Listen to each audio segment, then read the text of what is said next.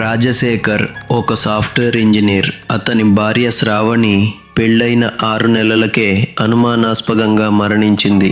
అందరూ అది గుండెపోటు అనుకున్నారు. కానీ శ్రావణి తండ్రి నారాయణరావుకు మాత్రం అల్లుడిపై నమ్మకం లేదు. తన కూతురు మరణానికి రాజశేఖరే కారణమని ఆయన బలంగా నమ్మారు. నిజం కక్కించడానికి నారాయణరావు ఒక క్షుద్ర మాంత్రికుడి సలహా మేరకు ఒక ప్లాన్ వేశారు. శ్రావణికి ఆత్మహత్య అంటే ఇష్టం ఉండదు. ఆమె ఆత్మ ఈ గదిలోనే తిరుగుతోంది. నువ్వు నిజంగా ఆమెను ప్రేమించి ఉంటే ఈ రాత్రంతా శవం పక్కనే దీపం వెలిగించి కూర్చో, అప్పుడే ఆమె ఆత్మ శాంతిస్తుంది అని రాజశేఖర్ను ఒప్పించి శవం ఉన్న గదిలో పెట్టి బయట తాళం వేశారు. మధ్యరాత్రి 1 గంటకి గదిలో ఒకే ఒక్క నూనె దీపం వెలుగుతోంది. రాజశేఖర్ చెమటలు పడుతూ శవం వైపు చూస్తున్నాడు. హఠాత్తుగా శ్రావణి కాలివేళ్లు కదిలాయి.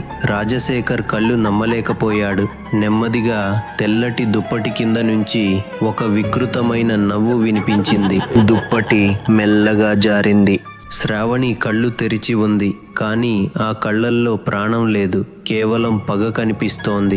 ఆమె నెమ్మదిగా లేచి కూర్చుని రాజశేఖర్ వైపు చూస్తూ వింతగా నవ్వింది.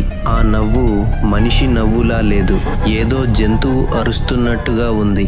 ఆమె ఒక్కసారిగా రాజశేఖర్ మీదకి దూకి అతని గొంతును తన చల్లటి చేతులతో బలంగా నొక్కేయడం మొదలుపెట్టింది.